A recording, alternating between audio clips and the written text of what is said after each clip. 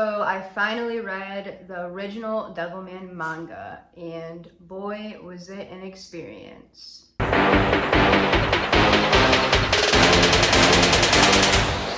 In this video, I will be discussing Go Nagai's original Devilman series, as well as the 2018 Netflix adaptation, Devilman Crybaby. So, with that being said, let's dive into the world of Devilman.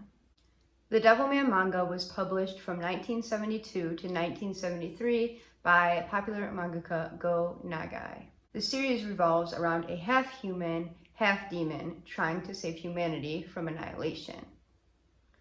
It was published in Weekly Shonen Jump.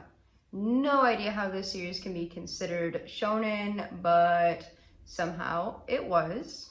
Manga consists of themes including war, sex, religion, and brutal violence. It would go on to inspire countless anime and manga thereafter, and also have many adaptations of its own.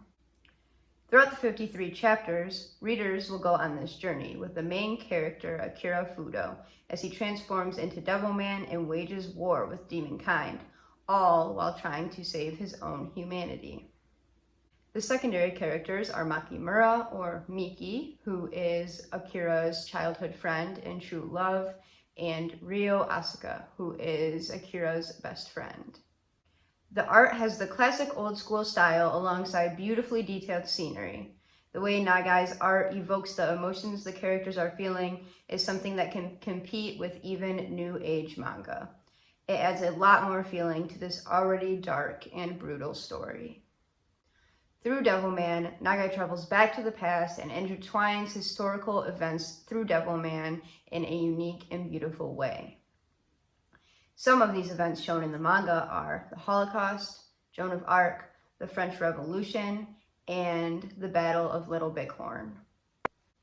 While these stories in the manga are clearly changed and fictionalized, a lot of what is shown are true accounts of these events, or true people. Nagai explores war and the human psyche through the lens of humanity's actions being that of a demon's.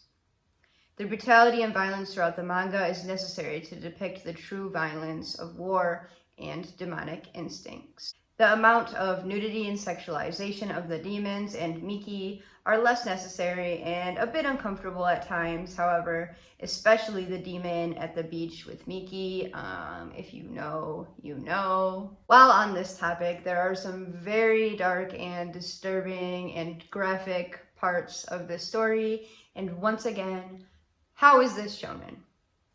Besides war and history, Devilman also goes into religion, discussing things such as Sabbath, Judgment Day, and the general idea of gods and demons as a whole. Things start to get more serious when the demons make their attack and humanity crumbles. What would happen if some creature above humans on the food chain attacked? Nagai explores the idea by looking at these previous past events and showing humans and their fear and paranoia are in fact their own worst enemy. Mob mentality and senseless murders like the witch hunts in the past, humanity going extinct not because of a demon attack, but more so their own naivety, repeating mistakes from the past again and again. This is the ultimate topic that this manga explores, and what would happen if demons did attack, or any other creature with higher intelligence or physical abilities. One page in particular stands out, as these feelings are still very much relevant even today in 2022, which only prove Nagai's point about humanity. Some quotes on this page include, "We can't afford to wait for the transformation to happen. We must kill them before they show the signs. The government will label us demons and try to kill us. We have to fight back. The Jews haven't fought in the aristocrats of the Holocaust. They will surely all turn into demons and attack the Germans in revenge. Anyone who has participated in a protest movement must be a danger malcontent." And there are a few others, which I am not going to quote in this, but it is crazy that this was made in 1972, and a lot of this still holds true, and that is actually very scary for humanity. And props to Nagai for pointing this out and talking about these types of discussions. This manga took me by surprise in the best way possible. It is so much more than an action or gory manga, and it really makes you think about humanity and yourself. There are even multiple times where a character breaks the fourth wall and addresses the reader directly, proving that it is meant to make readers think about this on a deeper level and in some way calling us all out. And that's pretty cool because I haven't seen many, if not any, that I have read manga that break the fourth wall and to do this, and Devilman was really unexpected but really cool. Now we will go on to talk about the Netflix adaptation Devilman Crybaby. Named after Akira's personality trait of a crybaby, is the 2018 Netflix adaptation Devilman Crybaby, directed by Masaki Yuasa. It was never meant to be an exact replication, but a different version of the same story. Nagai, as far as I am aware, did not have much of a role in this adaptation, but said in an interview that he enjoyed it and anything about Devilman is a win in his book. With the same characters and general story, Crybaby removes and adds many things to the original.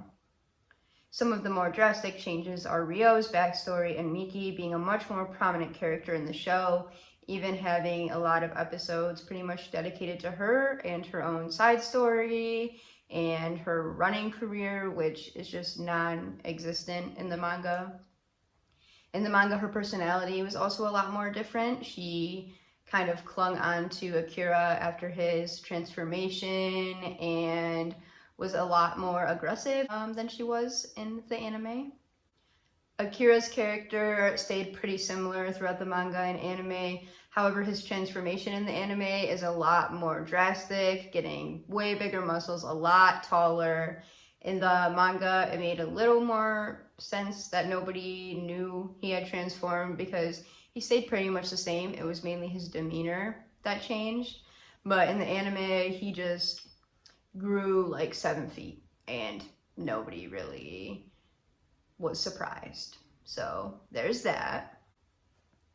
As for Ryo, his character was pretty much the same, I would say, but in the manga he had a lot more depth as he had a backstory and a family backstory, and he was discussed a lot more than in the anime.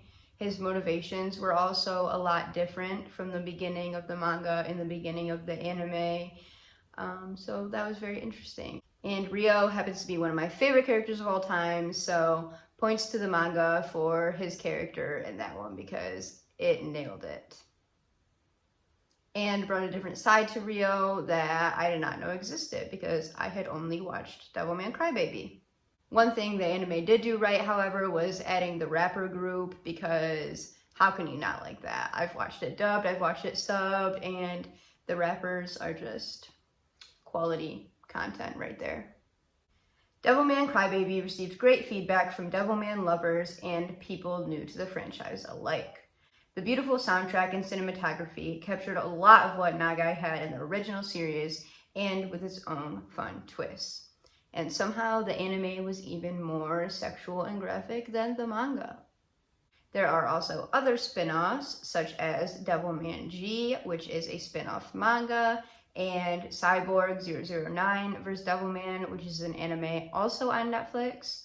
There also seems to be a 2004 live action, which I can only imagine to not be good, but who knows. So after discussing the original manga and Devilman Crybaby, I will now give my opinion on which I preferred. Honestly, I can truly say I loved both. I went in being a big skeptic of the original because I didn't think I would like the artwork as much as I did. In fact, I loved the artwork in the manga way more than I did the anime. And I'm not a huge fan of classic series, so I thought it would kind of ruin the experience I had with Devilman Crybaby, but in fact, it added on to it and made it better. And made me like Devilman Crybaby a little less, honestly, because it cut out some of the coolest things I liked in the manga, like the history parts and Ryo's backstory. I also thought that the manga went way more into depth in exploring the human psyche and really putting into play what would happen if some attack or something crazy like this did happen to humanity, and how we would react and how we never learn from our past. Those parts of the storytelling are even better than like 99% of the manga that I read nowadays that are new. So this was very special to me. So this was a very cool experience for me because that is the stuff that I like reading the most. I'm glad I got to see Rio and Akira's story told in different ways, and it is something that will definitely stick with me forever.